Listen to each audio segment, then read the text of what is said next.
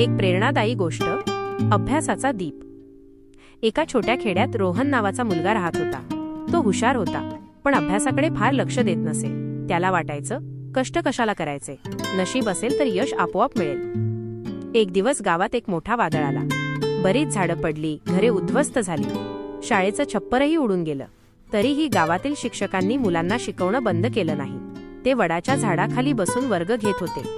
रोहनने पाहिलं, पावसात वाऱ्यातही सगळे मुलं मन लावून अभ्यास करत होते. त्याला कळलं की हे मुलं काहीतरी मोठं होण्यासाठी प्रयत्न करत आहेत आणि मी मात्र वेळ वाया घालवत आहे. त्या दिवसापासून रोहनने ठरवलं, रोज वेळेवर अभ्यास करायचा, प्रश्न विचारायचे आणि शिकलेल्या गोष्टींचा उपयोग करायचा. काही वर्षांनी तो गावातील पहिला इंजिनियर झाला.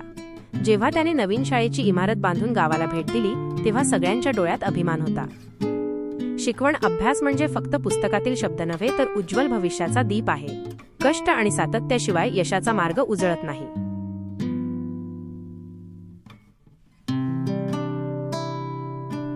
धन्यवाद. अशाच नवनवीन गोष्टी ऐकण्यासाठी चॅनलला सबस्क्राईब करायला विसरू नका.